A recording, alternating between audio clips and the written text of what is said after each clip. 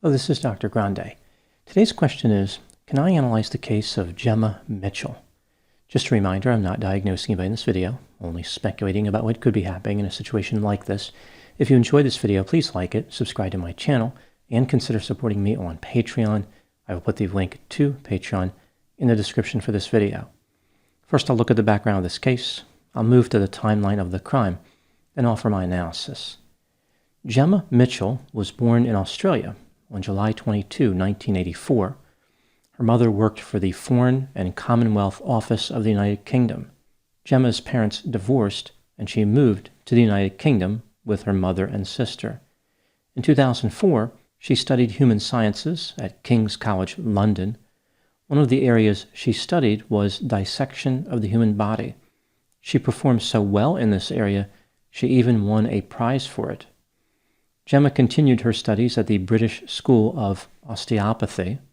She returned to Australia and started working as an osteopath. In 2015, Jemma moved to the United Kingdom and lived in a house in northwest London with her mother and sister. The house had been in the family for several generations. It was in bad shape, but still worth £4 million. Jemma was not allowed to practice as an osteopath in Britain. She remained unemployed. It appears as though she was attempting to renovate the family house. Specifically, she wanted to add an upper floor to it. Jemma and her mother hired 2 contractors. One of them allegedly cheated them out of £230,000. The work on the house was only partially done. The house did not have a roof, which probably meant Jemma and her mother did not look forward to the rain. On top of this, Jemma and her sister did not get along too well. In 2016, Jemma was convicted of breaching a non-molestation order. It sounds like she was harassing her sister and brother-in-law. Sometime around August 2020, when Jemma was at church, she met a woman named Chong, who went by the name Deborah. Deborah was originally from Malaysia and had lived in London for about 30 years. She was married at one point, but her husband died. Deborah lived in a house in North London, and her estate was worth about £700,000. Deborah had been diagnosed with schizophrenia. She was prescribed psychotropic medication, including antipsychotics, but they did not completely resolve her symptoms. Deborah had paranoid and erotomanic delusions. For example, she believed that Charles III, back when he was Prince Charles, was communicating with her through videos on social media. She thought that they were engaging in a romantic relationship. Deborah would send letters to both Charles and then Prime Minister Boris Johnson. Deborah was treated by a community mental health team designed to address celebrity stalking. Perhaps part of the therapy was teaching Deborah to set her standards higher than Charles or Boris Johnson. Over time, Deborah came to believe that her schizophrenia could be treated by Jemma using spiritual healing. Other than being identified as a potential anti-schizophrenia spiritual guru, Jemma had other problems, namely her house was still not finished. This became a topic of discussion between Jemma and Deborah. At some point, Deborah offered to supply Jemma with £200,000, which was to be used to repair the house. Later, Deborah changed her mind about funding the repairs and encouraged Jemma to sell the house. She told her that she could use the proceeds of the sale to enjoy life. She probably pointed out that £4 million was a lot of money. It would appear as though Jemma believed herself to be good at giving advice, but she wasn't a big fan of receiving it. Jemma was angry at Deborah for withdrawing the offer and for suggesting that she should sell the house. Now moving to the timeline of the crime. On June 11, 2021, Jemma made her way to Deborah's house in North London, arriving just after 8 a.m. She had a large blue suitcase in her possession and did not appear to have any problems moving it, like it was empty or almost empty. According to the police, after entering Deborah's house, Jemma murdered 67-year-old Deborah and put her body in that suitcase. Video surveillance captured Jemma leaving Deborah's house with the suitcase at about 1:13 p.m. She was also carrying a small bag with her. Jemma walked on the streets of London for at least 2 hours with the suitcase and the small bag. She then climbed into a taxi and made her way to her residence. Jemma sent a message to somebody that rented from Deborah, saying that Deborah was somewhere close to the ocean spending time with her family. The renter reported Deborah as missing. According to the police, on June 26, 2021, Jemma rented a Volvo and drove over 200 miles to the coastal town of Stalker. She dumped Deborah's body in the woods near Bennett Road. People on vacation found the body the next day, June 27. Deborah's head was missing from her body. The police found it 4 days later, about 30 feet away. An autopsy revealed that Deborah had a fractured skull, but her cause of death could not be determined. On July 6, 2021, Jemma was arrested and charged with murder. She pleaded not guilty. Her trial was held in October 2022. Jemma did not testify on her own behalf. She was convicted of murder on October 27. After her conviction, it was announced that the sentencing phase of the trial would be televised. This was the first time in history a convicted murderer in the UK was sentenced on live television. On October 28, Jemma's sentencing took place. The judge talked about the mitigating and aggravating factors in this case. The only mitigating factor was the judge considered Jemma to be a woman of previous good character. As far as the aggravating factors, the murder was premeditated, her victim was vulnerable mentally and physically, and Jemma mutilated the body. The judge said that Jemma was extremely devious and showed absolutely no remorse. He was shocked by the enormity of the crime, especially considering Jemma's apparent religious devotion. Again, she met Deborah in church. The judge noted that Deborah was Jemma's friend and had shown her great kindness. The judge sentenced Jemma to life in prison with the possibility of parole after 34 years. Jemma will be eligible for parole on July 10, 2055. This is 12 days before she will turn 71. Now moving to my analysis. Jemma Mitchell maintains her innocence. Her mother has also said that Jemma was not responsible for the murder. This brings me to the question, was Jemma Mitchell actually guilty of murder? Let's take a look at the evidence both for and against the idea that she was guilty, starting with the inculpatory factors. Deborah had backed out of an arrangement to fund repairs on Jemma's family home.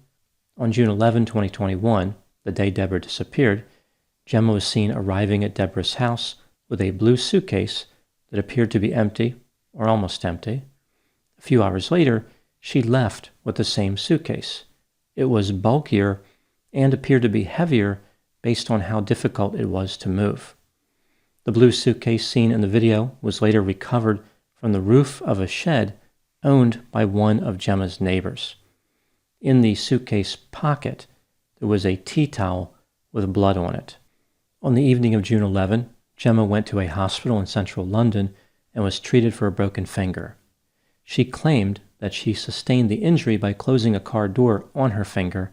However, on video surveillance, it is clear that Jemma was already injured when she left Deborah's house. Jemma rented a Volvo and was captured on video lifting a suitcase into it. She appeared to be struggling, like the suitcase was heavy. Jemma drove the Volvo to Stalker, where Deborah's body was found. The tire of the Volvo failed during that trip. Jemma pulled into a gas station to call for help. A worker from a British Motoring Association arrived and had an unusual encounter with Jemma. He said that the car had an old, musty smell. Jemma appeared to be confused, and she wanted to keep the flat tire. As a side note, I find it curious that Jemma was able to murder a woman, mutilate her, and transport her body, but she didn't want to change a flat tire. How unpleasant did she think that changing a tire would be? A witness later spotted Jemma's rented vehicle about 150 feet from where Deborah's body was found. Deborah's body had been decapitated. Jemma had special training in cutting human bodies.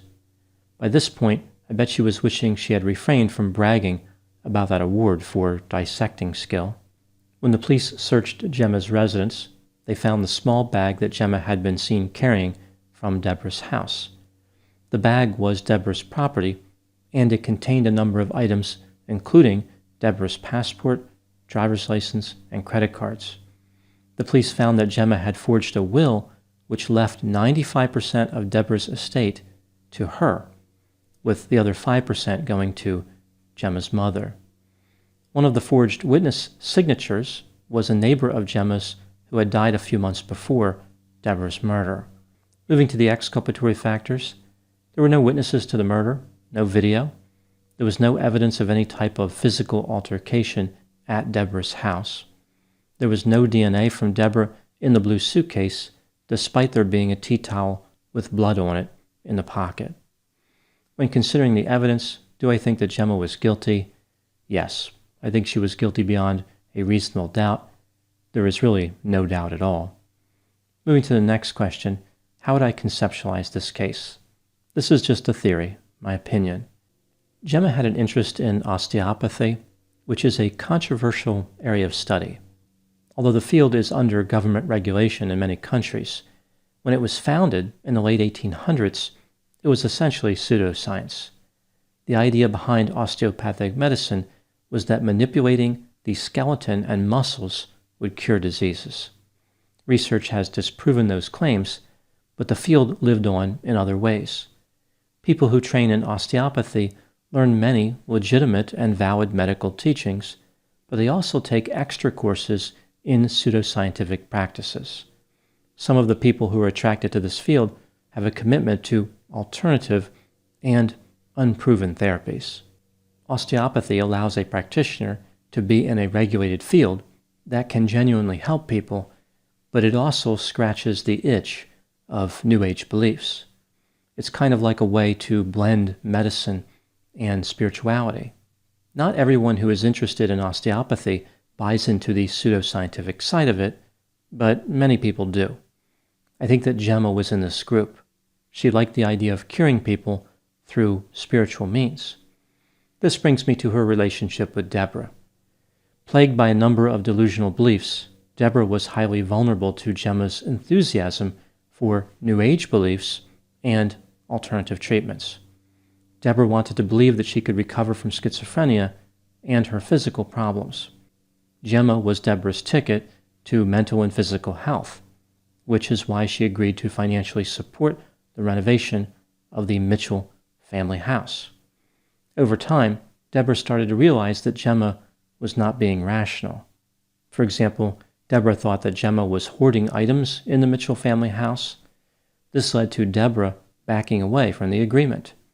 A normal response to this would have been to move on with one's life, but Jemma's commitment to nonsense carried over into other decision-making processes.